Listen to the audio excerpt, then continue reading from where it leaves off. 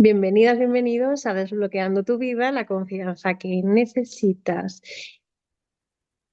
Hoy es un programa muy especial porque es la primera entrevista que hago aquí en este programa y además es con una persona muy importante para mí que ha sido uno de mis maestros en el mundo de la musicoterapia. Y antes de presentarle, quiero iniciar este programa hablando de algo que es imprescindible, tanto en el mundo de la musicoterapia como en el mundo del arte, como en el mundo de la enseñanza, que es el autocuidado musical, el autocuidado propio, ¿no? Y hablar de quién cuida al que cuida, ¿no? Y entonces vamos a hablar de todo esto porque los musicoterapeutas, los psicólogos, los médicos, los profesores, los músicos, los artistas, estamos constantemente acompañando emociones de otros, emociones profundas, pero hay una pregunta clave aquí, ¿no? ¿Qué pasa con nuestra propia resonancia interna? Entonces, vamos a hablar de esto, que es fundamental, el autocuidado musical y la coherencia del terapeuta como instrumento de trabajo. Y por ello, para ello, tengo el placer de conversar hoy con el gran David Gamella, director y coordinador académico del Máster de Musicoterapia de la Universidad Internacional de La Rioja. Nada más ni nada menos, investigador, dirige la revista en investigación en musicoterapia Mi Sostenido y dirige el proyecto de investigación Te Canto. También es experto en bellas artes, es guitarrista y una de las mayores voces en España y en Iberoamérica en el mundo de la musicoterapia que está ayudando a integrar la mirada académica y humana de esta disciplina. Así que muchas gracias, David, por estar aquí. Gracias a ti, Iria. Para mí es un auténtico placer y esto ya de que yo he sido tu maestro y no sé qué, somos amigos y colegas de profesión, con lo cual, bueno, el pasado ahí está, pero hablamos desde... Bueno, pero aquí eres uno de los culpables que me ha hecho emprender este camino de la musicoterapia, pero lo que yo creo que incluso más importante ha sido un cambio en mi vida personal, o sea, en mi vida profesional, pero empezando por mi vida personal. Y esto pues yo creo que es importante mencionarlo también, ¿no? Porque además de esto vamos a hablar. Vamos a hablar del presente ahora, a ver, ¿qué nos traemos entre manos con esto del autocuidado, del cuidarse para cuidar a otros? Y bueno, ¿qué podemos ofrecer a tu audiencia con todo ello?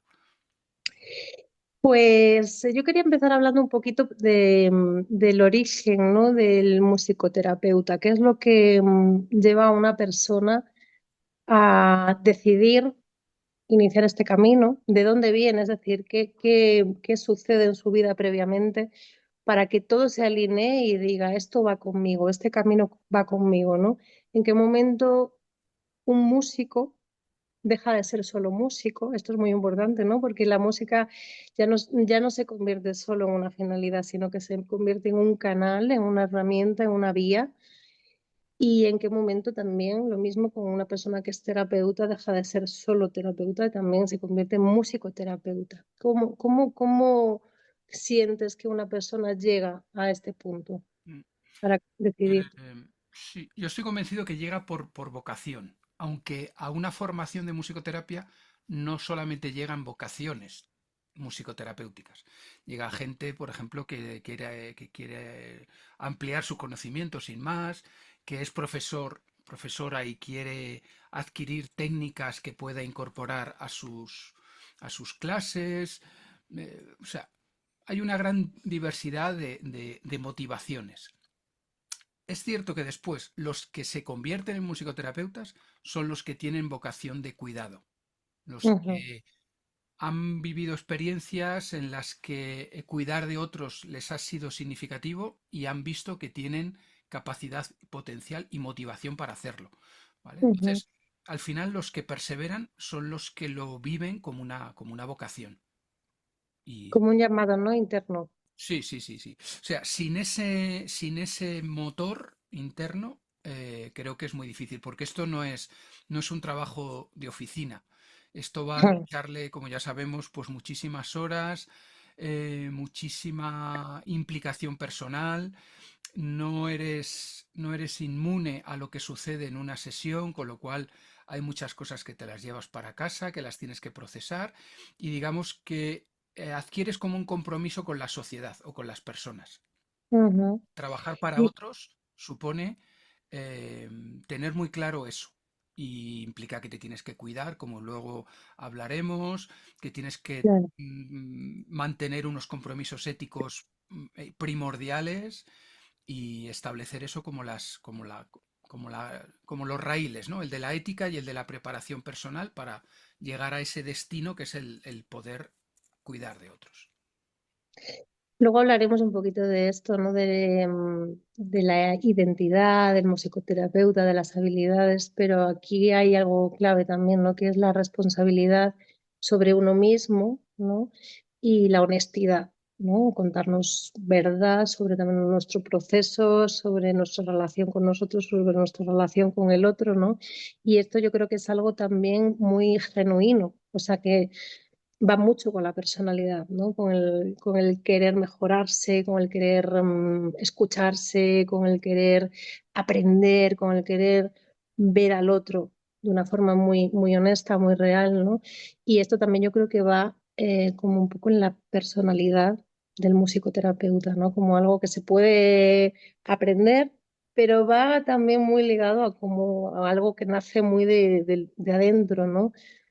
A una toma de conciencia. El término que engloba todo esto que estás diciendo es la ética profesional. La Ética. IMDC, que es el organismo europeo que agrupa a todas las asociaciones de musicoterapia, lo incluye en una de sus 8 competencias del desarrollo y de la profesionalización del musicoterapeuta. No se puede Mm, ser musicoterapeuta, por ejemplo, sin haber cursado una asignatura en las formaciones, que en España son másteres. No se puede ejercer como musicoterapeuta sin haber hecho una asignatura de ética profesional en musicoterapia, ¿no? Porque ahí es mm, donde se establecen las líneas rojas que no se pueden cruzar de ninguna de las maneras, ¿no? Y cómo hay que estar amparados por ciertos protocolos internacionales que dan cobertura y protegen, que es de lo que se trata. Estamos trabajando con personas, no con máquinas, con lo cual nuestro respeto pasa por cuidar que en todo momento de nuestras intervenciones estén protegidos y se sepan protegidos y que sepan que se pueden retirar de los tratamientos sin que pase nada. Es decir, hay una serie de normativas que nos obligan y nos exigen para hacer un trabajo precisamente profesional, el cumplir con unos requisitos éticos, con los consentimientos informados, cuando tomamos datos que el paciente sepa que estamos registrando X datos, que esos datos los vamos a usar para escribir un paper o para hacer una supervisión o para una serie de criterios que son los que nos dan seguridad profesional a nosotros y seguridad clínica a los pacientes. ujú, ujú. Y en cuanto al proceso personal, ¿no? Se habla mucho, por ejemplo, del self-experience, ¿no? Y de hecho en el máster que se imparte, que estás tú ahí, ¿no? O sea, el máster, por ejemplo, tiene una gran parte que es online, pero luego tiene una parte que es Presencial, presencial, que claro. es una oportunidad increíble para los alumnos el poder hacer esas prácticas en presencial y parte de ese trabajo presencial es el self-experience, ¿no? Es poder vivir ese proceso personal previamente antes de trabajar con otras personas, ¿no? O sea, ¿cómo explicarías para una persona que nunca ha escuchado esta palabra qué es y por qué es tan importante transitarlo antes de ponerse a trabajar con otras personas? Sí, el self-experience, que se traduce como autoexperiencia también, es precisamente eso, hacer vivir al futuro musicoterapeuta los roles que viven los pacientes. Es decir, no es que el self-experience ese sirva como proceso terapéutico personal, que ese es otro trabajo paralelo que todo musicoterapeuta tiene que hacer, trabajo de psicoterapia en las modalidades que sean, pero el trabajo de self-experience es eso, es entender y vivir previamente los roles por los que pasa un paciente, ¿no? Y hacerlo a través de la herramienta básica que nosotros usamos, que es la expresión musical, ¿no? La creación musical, la improvisación musical, ¿no? Entonces, en los procesos de prácticas, y en unos meses tú estarás dirigiendo unos cuantos de las Ujú. horas de self-experience de estas prácticas que llamamos PIMAS, eh, el alumno pasa eso, por enfrentarse a cómo gestiona el silencio, cómo Mm. gestiona el caos musical en una sesión, cómo gestiona el que no le den espacio los compañeros en el grupo para tocar. Has pasado por ahí, ¿verdad? Entonces, todo eso son un conjunto de vivencias que te hacen cuestionarte cuáles son tus potencialidades y tus limitaciones. Con lo cual es un self-experience como colocarte delante del espejo, de un espejo a veces muy duro, porque las personas que dirigimos los self-experience, pues claro, llevamos a los alumnos ahí a un cierto límite para que precisamente se enfrenten a ellos mismos y vean Claro, qué pasa cuando no les sale la voz cantada, ¿no? O tienen vergüenza de que se les escuche cantando, o tienen claro, vergüenza de no encontrar el tono, o, o tantas cosas que se producen en un encuentro musical improvisado, claro. que es una herramienta tremendamente potente para trabajar una de las cosas claves en un musicoterapeuta, es la toma de conciencia personal, el darse cuenta de quién soy, de dónde estoy, de qué herramientas tengo, de qué herramientas me faltan para precisamente decir, pues tengo que hacer un curso de formación en voz, o tengo que hacer un curso en habilidades comunicativas, o tengo que hacer unos talleres de expresión corporal, porque voy y toco así como un palo. Claro, un musicoterapeuta que toca como un palo, pues imagínate, el paciente dice, wow, delante de quién estoy. O sea que es un Es gimnasio que maravilloso. aquí es donde yo quería llegar, ¿no? Porque es que es tan potente, ¿no? Lo que espeja, ¿no? Este trabajo hacia uno mismo, ¿no? Por eso yo decía que me cambió la vida, porque es que me puso de espejo, o sea, pues por ejemplo, todos esos miedos, ¿no? Esas inseguridades. Recuerdo una vez, por ejemplo, que es importantísimo la mirada, ¿no? Cómo Claro, miramos al otro, ¿no? Em, pero también dejarse mirar. Me acuerdo una dinámica que hiciste, que era mirarnos a los ojos durante, no sé si eran 5 minutos. A mí me dio un ataque de risa, claro, pues por evasión, por nervios, por no poder sostener esa mirada, ¿no? Em, y recuerdo que lo que sentía era miedo a que me vieran, a que vieran algo de mí que yo en ese momento pues no sabía lo que era, pero a mí me daba miedo, ¿no? Algo interno, ¿no? Si yo tengo miedo a que me vean, yo no podía mirar de forma limpia a la otra chica, o sea, ni siquiera la podía mirar, entonces no había una conexión. Cuando estamos trabajando con otras personas, o sea, se requiere poder ver y poder ver más allá incluso de lo que aparentemente es, ¿no? Aparentemente de las palabras que el otro está diciendo, tal. Hay mucha información más allá, ¿no? Y, y claro, te refleja pues todo ese miedo que tú tienes dentro. Si yo no puedo de repente, pues quiero que el otro, pues a lo mejor conecte con sus propias emociones, pero yo estoy súper desconectada, o hablar de temas profundos, pero yo no soy capaz de transmitir esa energía, de ser coherente. O sea, si yo soy la primera que infundo miedo, claro, ¿cómo voy a despertar o contagiar o dar esa señal de confianza en el otro para que también pueda expresarlo, ¿no? Entonces es tan potente y por eso el self-experience es, yo creo que de lo más revelador, y que no es algo que siento que haya que hacer durante un tiempo, sino que es algo que se trabaja sí, de ¿no? por vida.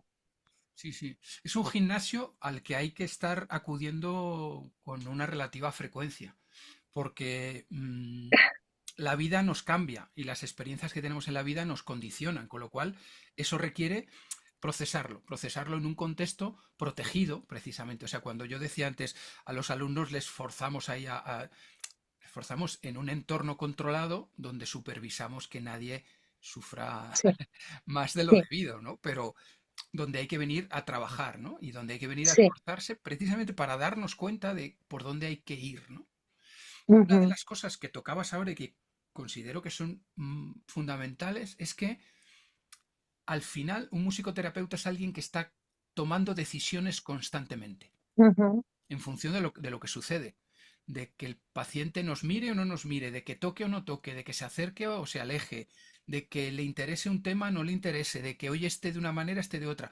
Y eso más allá del plan estructurado que tengamos para hacer una sesión y que forme parte de todo el proceso terapéutico, te condiciona adentro de la sesión de hoy tomar unas decisiones que están en función de la capacidad que tienes de observar, Ujú. procesar todo eso y de determinar hacia dónde hay que ir, lo cual Y, implica y, una y visión muy hiperflexibles. estructurada. Claro, y flexible, ¿no? O sea, Claro, claro. yo muchas veces como que me preparo las sesiones, por ejemplo, y luego de eso hago Venga, parte que viene. y la mayor parte se va porque de repente es como, no, en este momento, en este instante, o sea, a lo mejor el último día la otra persona se sentía de otra manera, estaba en otro estado, de repente aparecen momentos nuevos, necesidades nuevas. Entonces, esas decisiones están sujetas al presente instantáneo. Es como, no es lo que yo pensaba cuando venía para acá que era lo mejor. A lo mejor es, me lo está diciendo el ahora. Eso O es. sea, esa información que me está revelando ahora, ¿no? Entonces, primero hay que tener recursos para poder adaptarnos a ese instante, Otro camino, claro. porque si no dices, vale, esto no era como yo creía, pero ¿qué hago, no? Hay que tener esos recursos para que vengan muchas veces de forma muy creativa, ¿no? Y muy original y muy adecuada a ese momento, ¿no? Pero con esa escucha constante, ¿no? Y Yo, es la... disculpa, a este respecto yo empleo, para dar clase y todo esto, uso muchas metáforas, ¿no? Sí. Entonces, hay una que creo que es muy útil y es el sastre sonoro, Ujú, sastre o la modista sonora, ¿vale? Si lo generamos o lo llevamos a los géneros. Eh, todos sabemos, un sastre es alguien que te hace un traje a medida, ¿no? Hoy en día ya prácticamente nadie va a un sastre y vamos al Zara y nos compramos una camisa estándar, ¿no? Medidas estandarizadas, ¿no? Pero en musicoterapia lo que hacemos precisamente es hacer eso, un traje a la medida específica de cada persona. Y cada día ujú, reconfeccionamos un poco ese traje, ¿no? Ajustamos las mangas porque hoy le han crecido los brazos, entonces hay que hacer unas mangas más largas, o ujú, tiene más talle, o hay que sí, cambiar el color sonoro, ya no es un traje negro como la camisa que llevo yo hoy, como tu chaqueta, hay que ponerlo blanco, hay que ponerlo azul, o sea, constantemente estamos reconfeccionando eso a la medida es a la necesidad del paciente, ¿no? Lo cual nos tiene que, o sea, tenemos que trabajar con mucha versatilidad, mucha flexibilidad, como mm, decías, para cambiar el patrón y aunque teníamos un esquema, pues adaptarlo y que ese traje sonoro le quede bien que quede guapo y que él se sienta como cuando nos ponemos un traje pues de fiesta, ¿no? Y que sentimos que, sí, "Buah, es que esto sí. me viene al pelo, ¿no? Claro, O o un un chándal cuando uno lo necesita, ¿no? claro, Porque a claro. veces también es como, eh, a veces como que siento que las personas queremos cambiar los estados o forzarlos y a veces simplemente acompañarlos es tremendamente poderoso, ¿no? Y de repente si yo un día me siento a gusto en chándal y digo, es que hoy no es el día para ponerme el traje de fiesta, pero el chándal me da confort, pues a lo mejor necesito ese día un chándal, pero a lo mejor otro día necesito ese pedazo traje en el que me sienta divina y, ¿no? Entonces, esto acompañando emocionalmente es un poco un símil, ¿no? Es decir, pues a lo mejor hoy requiere que esa tristeza, por ejemplo, sea acompañada, sea validada, sea Ya, sí, aprobada, permitida, claro. permitida, acompañada, o sea, que el que yo acompañe la tristeza, no que tristeza me lleve, ¿no? A mí, o sea, es decir, se puede acompañar los estados, ¿no? Y no necesariamente forzar a que esto cambie, ¿no? Entonces, es muy importante también este tipo de escucha, ¿no? O sea, a veces se requiere simplemente permitir y otras veces se puede movilizar un poquito si hay esa posibilidad de apertura, ¿no? Sí. Creo que a este respecto también una de las ideas que a veces se tiene desde fuera, ¿no? De que esto de la musicoterapia está vinculada a lo feliz, ¿no? Ujú, A que siempre hay que generar que la gente se vaya maravillosa y que se relaje y no sé qué, no sé qué. Y la musicoterapia es como el que es otra analogía, ¿no? Es como la persona que va a un fisio. va porque tiene una dificultad en la movilidad de un brazo.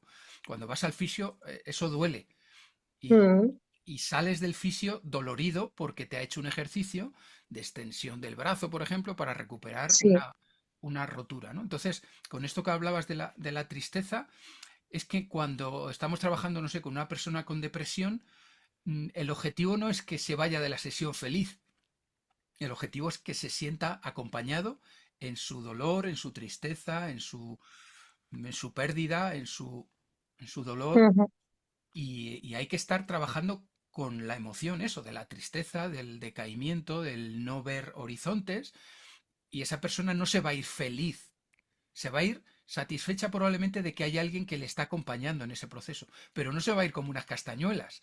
Y por claro, tanto, los recursos musicales que vamos a usar van a estar vinculados a ese tono, a esa capa de tristeza, de depresión, de decaimiento, y por tanto sonaremos así también, ¿no?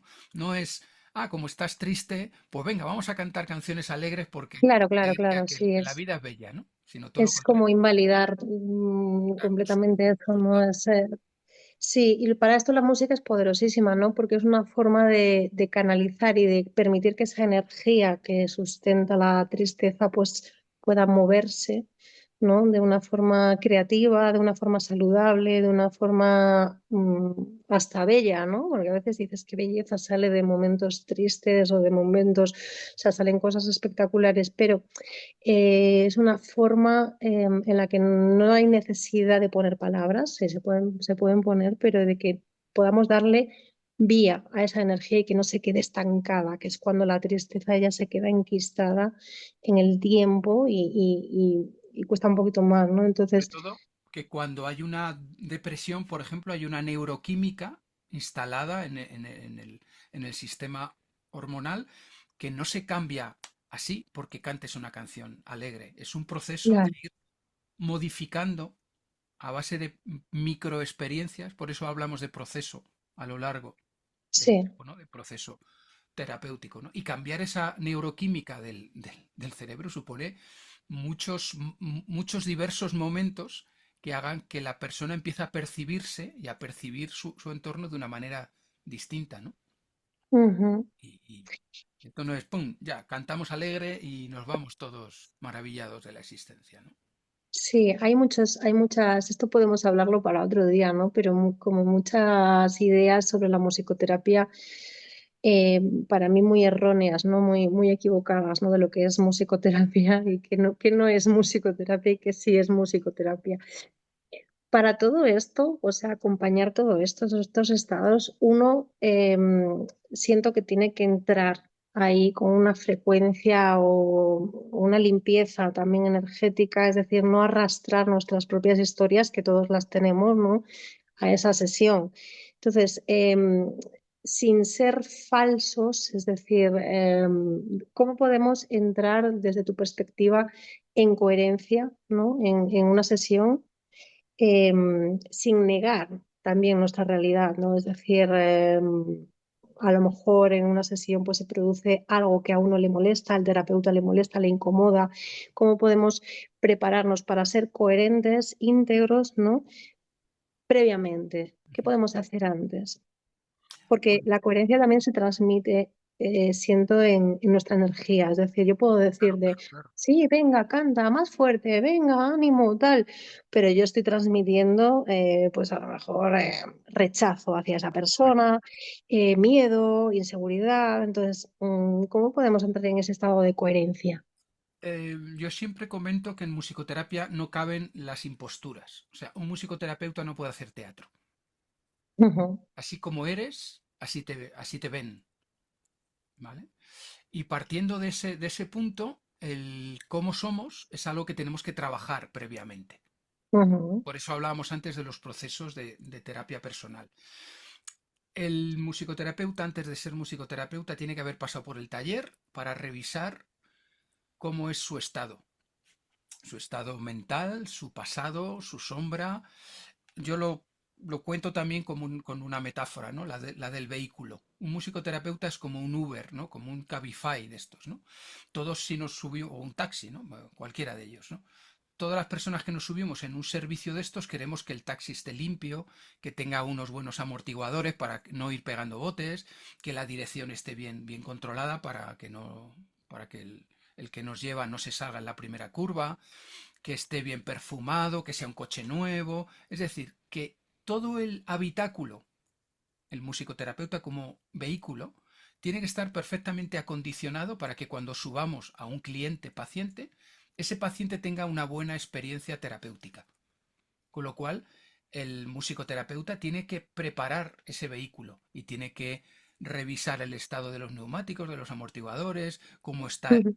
el motor, la dirección, que esté limpio, que los cristales no estén sucios, que la tapicería no esté llena de pelos de perro o de gato, de todo mondado, para que cuando subamos ahí, ya solamente por cómo somos nosotros, le demostremos al otro que está en buenas manos y que hay un respeto hacia él como ser humano, que viene precisamente en una situación de debilidad y que le venimos a dar el máximo de los cuidados y que vamos a hacer un trayecto con él en su vida, que a lo mejor es de 3 meses, de un año, de 2 años, y que ese trayecto en nuestro vehículo terapéutico sea agradable y llegue al destino que todos queremos, al de la meta terapéutica cumplida, ¿no?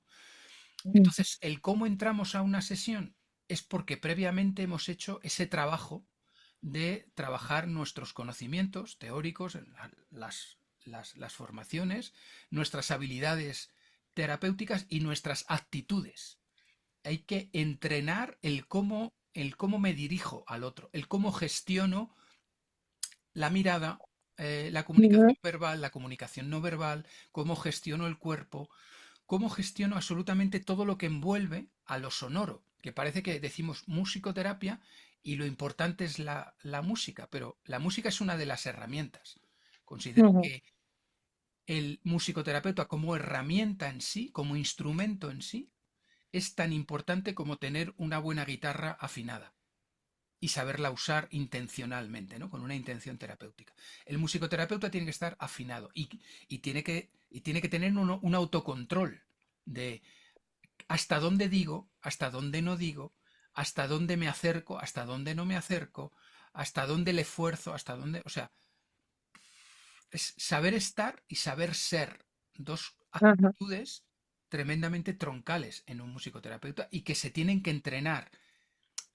Algunas se adquieren con la experiencia, siendo durante tiempo coterapeuta de alguien que es terapeuta principal y nosotros estamos en un segundo plano para no interferir, ir aprendiendo y guiándonos por cuestiones.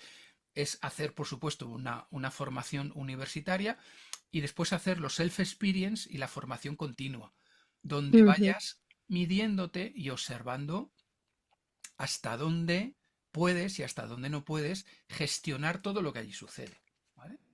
Y cuando arranca todo, y con esto termino esta cosa, es como No que puede seguir. arrancamos y dejamos fuera mi vida, mis problemas, y eso es entrenamiento. O sea, un musicoterapeuta no es que obvie todo lo demás, pero cuando entra dentro de la terapia, el protagonista es el otro, no soy yo. No son mi vida, mis problemas, sino Sí, es el otro y su el vida otro. y sus cuestiones. Y Ujú. hay que saber separar ambas, ¿no? Yo me acuerdo cuando estábamos en la UCI, cuando se abría aquella puerta mecánica, o sea, yo hacía una exhalación antes de entrar y era como, aquí se queda todo, traspasaba esa puerta y ya era, entro ya para ellos, para este contexto. Potente la situación física y mental de cada uno de esos pacientes a los que atendíamos en la UCI del Hospital Universitario de La Paz en Madrid. Mm.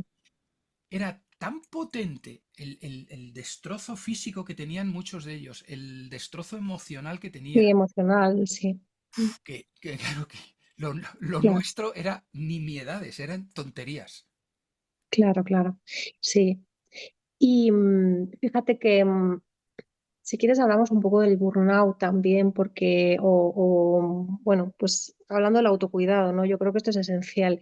A veces también afecta en lo que es a la profesión, ¿no? Pero también es un poco el modo de vida que llevamos en la sociedad, que vamos un poco como pollos sin cabeza, en piloto automático. Pasan las sesiones, pasan las clases, o sea, un alumno, otro alumno, otro alumno, otro alumno. Y dices, para, o sea, ¿cómo integro lo que acaba de pasar con esta persona? ¿Cómo preparo, me preparo yo? ¿No? Hago como un reset, ¿cómo me preparo para lo que viene? O sea, hacer esos pequeños minutos que muchas veces no lleva tiempo, no es cuestión de tiempo, es cuestión como de volver una y otra vez, ¿no? A lo largo del día a esos reseteos, ¿no? Para respirar, coger aire, soltar, integrar, soltar lo que ya ha pasado, prepararnos para lo siguiente, ¿no? Y, por ejemplo, a mí me ayuda mucho y lo hago cuando practico también tocando, ¿eh? O sea, el coger 5 minutos previos, a veces es más, pero pocos minutos, respirar, ¿no? Exhalar, empezar a conectar con mi voz en la exhalación, ¿no? O sea, igual pues empiezo a hacer un sonido, ¿no? Unos sonidos solo en las exhalaciones, lo implemento empiezo con las cuerdas al aire. Y esto simplemente es como un volver, o sea, me ayuda como a recolocarme, ¿no? Y no tengo que pensar tampoco en nada extraño ni nada súper exclusivo, ¿no? Es como volver a mí para prepararme, porque digo, ¿qué voy a practicar? O sea, ¿cómo lo voy a practicar? Me da claridad, me aterriza, ¿no? Y esto para las sesiones igual, ¿no? Entre una sesión y otra que a veces van muy seguidas, ¿no? Por ejemplo, decir, o sea, para entre una y otra un minuto, ¿no? O sea, esto como preparación, ¿no? Para prepararnos para lo que viene. Esto para tú, por ejemplo, ¿qué herramientas utilizas en tu caso? Para que esto no consuma, no agote, sigamos con esa ilusión, ¿no? Y que no sea algo que dices, "Uf, ahora tengo otra sesión", o sea, que no sea algo que no apetezca, sino todo lo contrario. El burnout es signo de que no nos hemos dado cuenta antes, Ujú, básicamente, ¿no? Entonces, cuando estamos ujú, ya quemados es porque íbamos tan rápido que nos hemos pasado de frenada y estamos ya arrasados. Entonces, el antídoto para esto es una herramienta que no hay que irse al Corte Inglés a comprarla, que la llevamos con nosotros y que tú ya la has nombrado. El mindfulness lo tiene clarísimo, ¿no? Que es la respiración ujú, consciente. Es un mecanismo tan sumamente potente porque, sin entrar en muchos tecnicismos neuronales y demás, pero la respiración está controlada por el sistema nervioso autónomo. Es ujú, decir, estamos vivos porque aunque estemos durmiendo, nuestro sistema nos hace coger y soltar aire. Y eso oxigena y bueno, todo lo que pasa. ¿Qué sucede cuando nos hacemos conscientes de que estamos respirando? Digamos que se desacopla el sistema, la respiración se desacopla del sistema nervioso autónomo y lo capta el sistema nervioso central. Entonces esto es como que quitamos eso que hablabas tú del piloto automático y pasamos a piloto manual y tenemos los controles de la nave. Y la respiración tiene un reflejo en el cerebro tremendamente potente, ¿no? Con lo cual, si esa respiración es lenta y profunda, sobre todo es más larga la exhalación, el relaxa. soltar el aire, al sistema le estamos dando un mensaje de que todo está bien, de que no hay por qué preocuparse. Cuando tenemos ansiedad, por ejemplo, lo que hacemos es que respiramos respiraciones muy cortas y muy superficiales. En la parte de arriba, sí. ¿Eh? Eso es. Entonces, cuando respiramos de forma profunda, lo que hacemos es que bajamos y hacemos que el diafragma se estire hacia abajo. Ujú, Hacer que esto tiene un reflejo neuronal en nuestro sistema de alerta tremendo, porque solamente cuando estamos relajados hacemos que el diafragma baja. Con lo cual, si conscientemente yo respiro profunda y lentamente, haciendo que, como se dice coloquialmente, ¿no? Llenamos la barriga ujú, de aire, hacemos que al tomar aire se nos infle, muy entre comillas, la- la barriga, nuestra amígdala, por ejemplo, que es la que está alerta de todos los ujú, problemas y está ahí como en modo supervivencia, le estamos diciendo que se puede relajar, que no pasa nada. sin que tengamos que pensar en que no pasa nada, no pasa nada. No, técnicamente y físicamente le estás diciendo a tu sistema que no pasa nada. Al respirar más lentamente, nuestro corazón tiene que bombear menos sangre porque como estamos cogiendo más aire, a nuestro torrente sanguíneo le llega más oxígeno, con lo cual Ujú. bombea menos sangre, con lo cual bajan las pulsaciones. Le estamos dando otra señal al sistema de que no es necesario seguir en modo alerta y que por tanto nosotros tenemos el control de la nave. Esto que explicaba así muy por encima vendría a ser como la base de la respiración consciente. Hay que entrenarlo, ¿vale? No nos Hay que relajamos entenderlo. así ya hoy porque hoy que estoy estresado Claro, y decidido, sino que esto es un claro. trabajo de todos los días, de practicar un poquito, pues cuando estoy en la cola del supermercado mientras me toca el Esto me encanta. carro, En cosas cotidianas en del lo día a cotidiano, día en que me que no. levanto y digo, estoy aquí, y hago 3 respiraciones conscientes y sigo, y salgo corriendo porque pierdo el autobús. Pero cuando voy en el autobús, hago otras 3 respiraciones conscientes de que digo, ya estoy sentado aquí y me están llevando a donde sea. Y cuando voy a beber un vaso de agua porque tengo sed, respiro 2 veces consciente antes de beber ese agua porque tengo sed y voy a No. refrescarme. ¡Buah! Y interesante, Si todo el que las mundo. respiraciones sean tomadas por la nariz y exhaladas por la nariz, porque Ujú. la exhalación por la nariz aumenta ese reflejo, ese retorno de todo esto por neuroquímicas que se Mm, producen en el cerebro, ahora que no nos vamos a meter aquí a hacer a contar mm, tecnicismo. Pero es eso, es extender a lo largo del día pequeñas islitas de conciencia de 10 segundos, de 15 segundos. sí, Y eso es lo que nos prepara después cuando digo, voy como una moto y tengo que parar. Entonces, paro durante 5 minutos haciendo respiración consciente. Pero o sea, ya tengo como el sistema predispuesto a que puedo parar. claro. Yo al principio me ponía alarmas porque me olvidaba. O Claro, sea, meditaba por la mañana y luego era, pues claro, empiezas en la rutina, empiezan a claro. suceder cosas que no te da, no es que no tengas tiempo, pero no estás acostumbrado a parar y observar y se van pues haciendo bola, ¿no? Y entonces, claro, Nosotros acabas somos por los la tarde. últimos siempre. Nosotros somos los últimos en el orden de prioridades. Y deberíamos ser los primeros, porque somos los Claro, que hacemos, los que decidimos, claro. y nos ponemos los últimos. Bueno, ya me ocuparé, ya me ocuparé, ya me ocuparé. Al final, burnout. Aquí hay también un tema de voluntad y de responsabilidad, porque a veces también es como el no tengo tiempo, ¿no? Esta frase que se dice tanto, pero esto es como lo que dices, o sea, al final es algo gratis, que lo tenemos accesible en todo momento.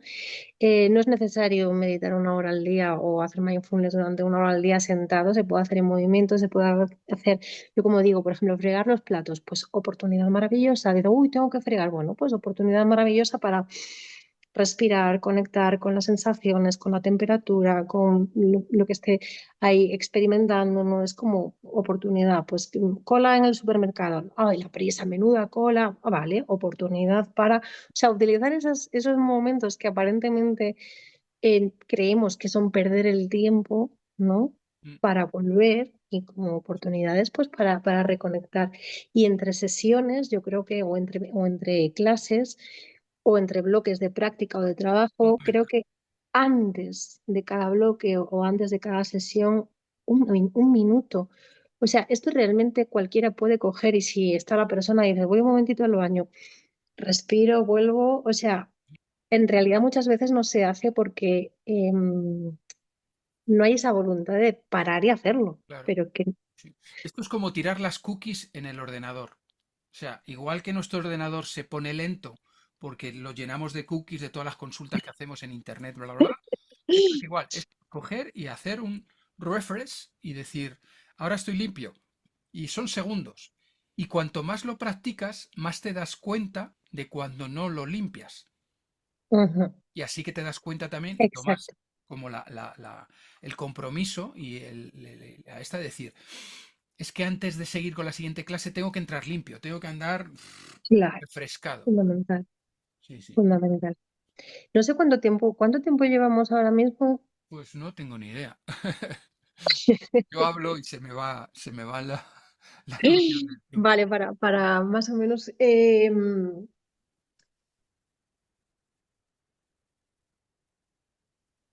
¿cómo podemos todo esto del agotamiento, de la motivación, cómo podemos, porque la motivación también es algo, yo no creo mucho en la palabra motivación, ¿no? O sea, cómo podemos mantenernos en esa energía constante, ¿no? Que no es ni picos de subidón, ni de repente un agotamiento extremo, una desmotivación extrema, ¿no? ¿Cómo podemos mantenernos ahí conectados a esa misión que sentimos, ¿no? A ese compromiso, ¿no? Que ha nacido genuinamente sin perdernos. Mm. Pues creo que esto nos lo da el que estamos ante un hecho muy fenomenológico. Es decir, los resultados son los que nos dicen cuando las cosas están sucediendo porque estamos bien enfocados y cuando nuestro desenfoque evita que los resultados sean así, ¿no? Y esto nos sitúa en un sitio que antes comentabas, ¿no? Y lo enlazo con esto, ¿no? El que es musicoterapia y que no es musicoterapia, ¿no? Por focalizarnos ahí. La musicoterapia es la que nos permite hacer una trazabilidad de lo que ha sucedido y por Ujú, tanto decir que hemos llegado a este resultado porque hemos hecho A, B, C, D, lo que sea. ¿Vale? Entonces, lo que no es musicoterapia es lo que no es trazable, lo que no se puede entender o explicar cómo ha sucedido. ¿Vale? Entonces, el burnout, el cómo estamos o no preparados o cómo no somos capaces de gestionar esto, cómo somos conscientes de que tenemos que ser constantes en nuestra preparación para no llegar a ese burnout, nos lo dan los resultados terapéuticos. Si tenemos una buena planificación, una buena estructura de registro y toma de datos de lo que sucede en las sesiones, podemos hacer una autoevaluación como musicoterapeutas y podemos valorar no solamente el cómo un paciente toca, no toca, se va mm. mejor, se va peor, sino en todo ese proceso, en todo esto que es como un sistema grande, ¿qué hemos propuesto? ¿Qué hemos planteado? ¿Qué hemos tenido que modificar? ¿Qué hemos modificado y ha hecho que se desvirtúe nuestro plan o no? ¿Cómo de fieles hemos sido a esa estructura? ¿Cómo hemos estado de bien plantados, bien centrados, de creativos, de flexibles, de dirigir bien todo ese proceso? ¿Cómo hemos contribuido en todas esas cosas para que el resultado surja, ¿no? Y si en toda esa gran ecuación nosotros no hemos contribuido adecuadamente a que el paciente obtenga beneficios, Houston, tenemos un problema y Mm. entonces me tengo que poner a trabajar para precisamente meter constancia en mi preparación para que al menos lo que va de mi parte sea óptimo. O sea, que el vehículo esté Aquí hay un tema de autoevaluación, es decir, no claro. solo evaluar el proceso de cara afuera o a la otra persona, sino decir qué he hecho yo, qué no he hecho, qué me ha faltado, dónde he estado aquí fino, dónde no he estado fino y sin juicio negativo de No, no, castigo, de no, de autoflagelación, juicio. decir, ostras, pues mira, aquí requiere que mejore esta habilidad, esta otra, esta cual. Y aquí hablamos de habilidades terapéuticas, ¿no? Y creo que tú ahora mismo también puede ser, estás escribiendo un libro que hablas también sobre el trabajo sobre el... va dirigido al músico, bueno, está escribiendo varios libros, ¿no? Y ya tiene escritos varios, pero hay uno que es en concreto sobre el propio musicoterapeuta, ¿no? Y aquí hablamos de identidad, de autoevaluación, de habilidades. Cuéntanos un poquito sobre esto también. Sí, es como trabajar toda esa parte oculta que a veces pensamos mucho en la parte técnica o en la parte procedimental o en la metodológica, ¿no? El cómo hacemos. Ujú. Pero después está la pieza de cómo soy o cómo estoy para después poder hacer eso. Y como decíamos al principio que esto de la musicoterapia no va de fórmulas, esto no es un trabajo de oficina donde está todo ya programado y hay un sistema y tú ¡puc! Das a la tecla y esto ya va, ¿no? Cantas la canción que le gusta al paciente y tal, pero claro, como esto no va de cantar canciones, sino que va de cómo me comunico con otro ser humano, cómo le entiendo, como si fuera un exoplaneta, ¿no? Tengo que inspeccionarle por su aire, por su tierra y por el subsuelo. Tengo que conocer cómo respira, cómo late. Y eso implica que yo tengo que tener una preparación personal para adentrarme en ese terreno absolutamente desconocido, ¿no? Y poder establecer un contacto con ese otro, para que el otro mm, tolere mi presencia, le sea favorable mi presencia y que por tanto podamos hacer eso que hablábamos, que repetimos mucho de ese proceso terapéutico, ¿no? Entonces, bueno, en mis inquietudes formativas está la de poder explicar de la manera más clara posible el cómo un musicoterapeuta tiene que estar bien preparado humana, emocional, espiritualmente, para poder hacer ese contacto, esa conexión que va mucho más allá del saber hacer escalas con la guitarra, saber Sí. cómo se hace una disminución armónica, cómo se hace una improvisación, cómo se encuentra una tonalidad. Mm, Todo eso es clave, ¿vale? Pero después está el factor humano, el factor yo y cómo yo sé gestionar o puedo gestionar esa incertidumbre, esa, Mm, esa diversidad de respuestas, de comportamientos que se dan ante la expresión o la propuesta musical, ¿no? Que puede hacer que la persona llore, se retire, grite, se acerque a nosotros o sienta un profundo rechazo, ¿no? Entonces, ¿cómo gestionamos todo eso?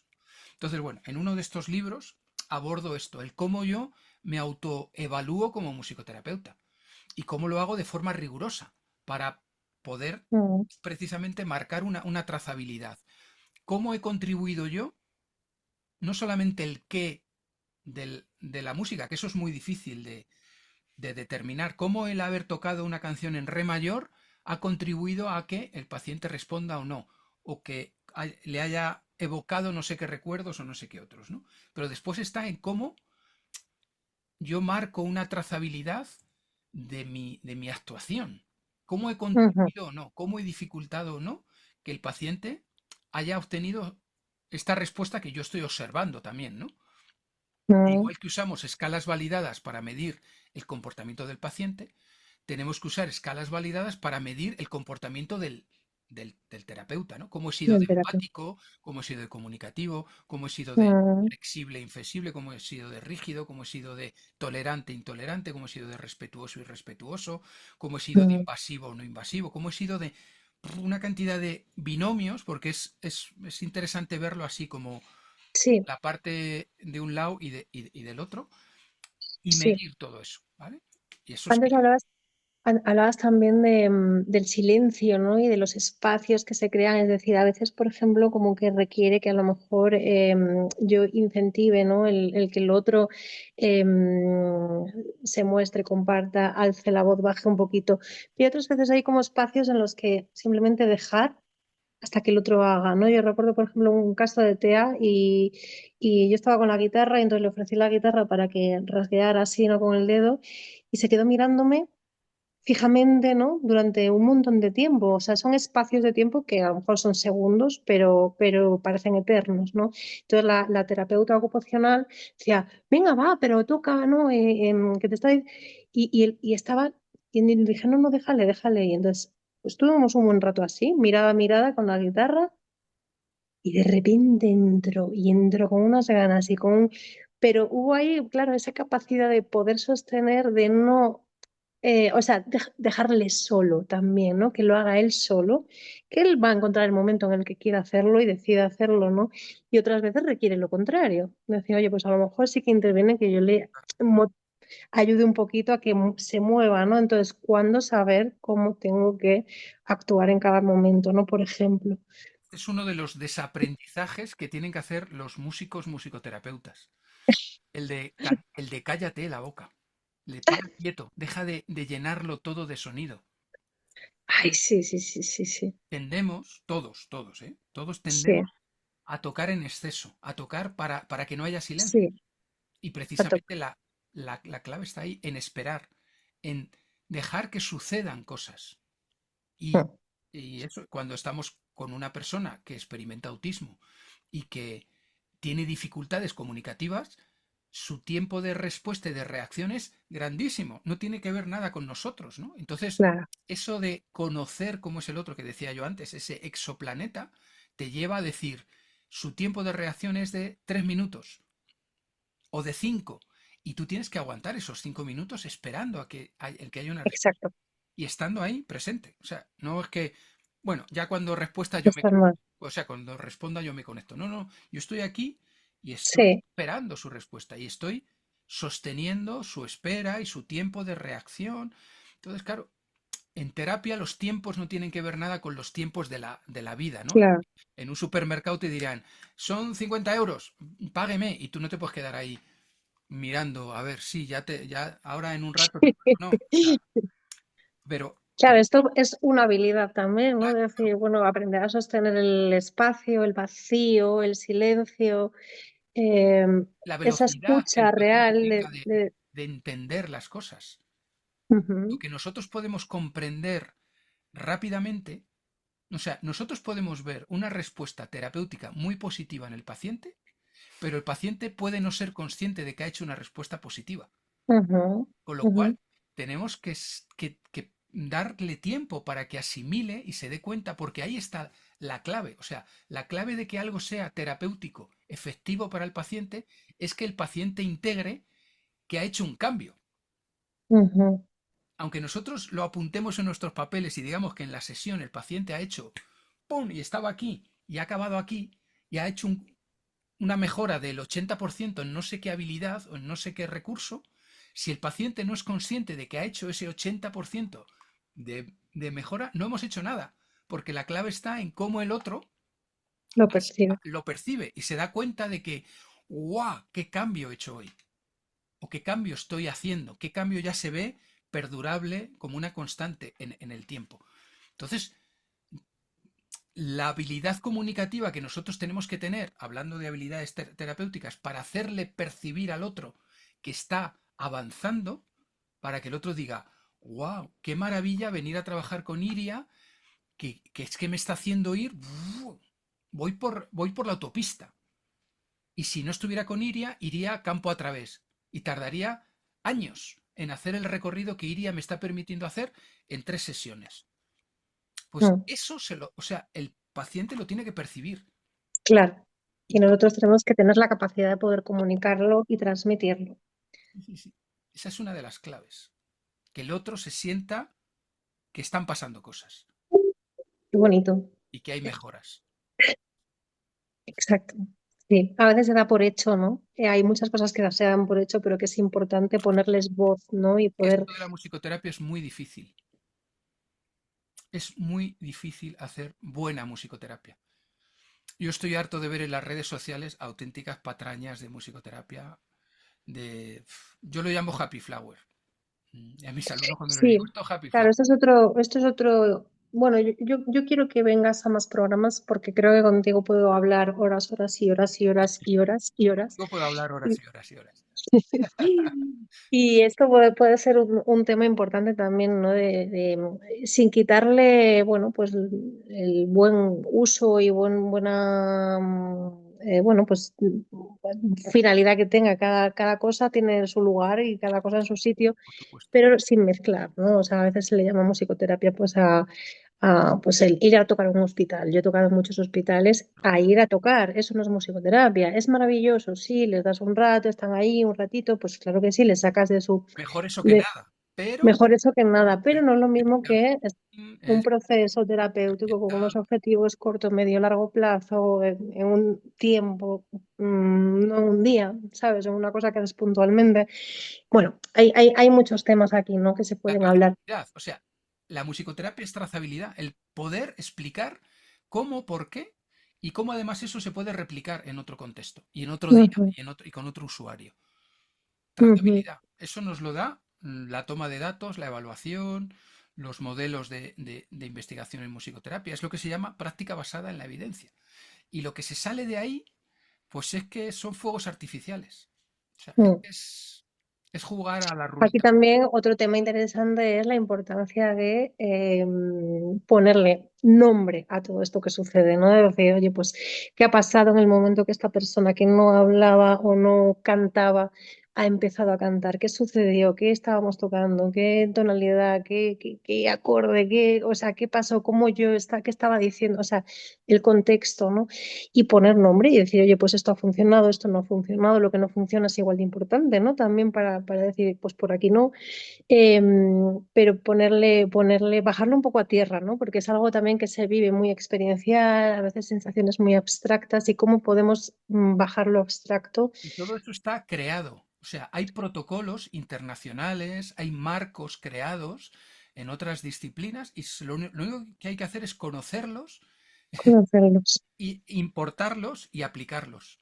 En algunos de mis libros hablo Claro, de estas cosas también, de cómo hay que usar TDRs, cómo hay que usar MGMBRI, MGMBI, cómo hay que usar Consort, es decir, protocolos internacionales que están fijados, ¿no? Nosotros decimos que el paciente está triste, no, pero es que hay un código internacional que dice que la tristeza es el código, no recuerdo ahora, el 54B.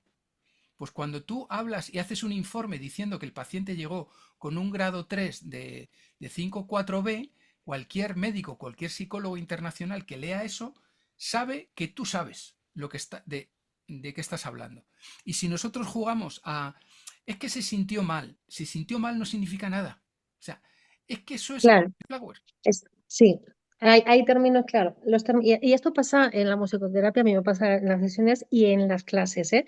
Las clases de instrumento, que es ya otro terreno, pero también, ¿no? Cuando alguien dice, es que me suena mal, ¿qué es mal? O sea, primero, ¿qué es mal? ¿Qué es bien? ¿No? Está feo. Hay conceptos que dices, no dicen nada, lo único que dicen es un autoataque a la autoestima, pero no te están produciendo ni información útil ni nada de nada, ¿no? Entonces es importante muchísimo también el El lenguaje. lenguaje.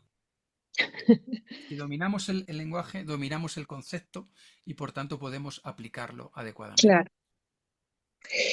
Pues David, yo creo que se nos queda el tiempo, ya vamos en hora. Hemos tocado muchos temas, yo creo que Muchos importantes. temas y Está sí, bien. me gustaría seguir ampliando estas conversaciones contigo. Sí que quiero que antes de despedirnos dejes pues información de contacto para quien quiera pues hablar contigo, quien quiera.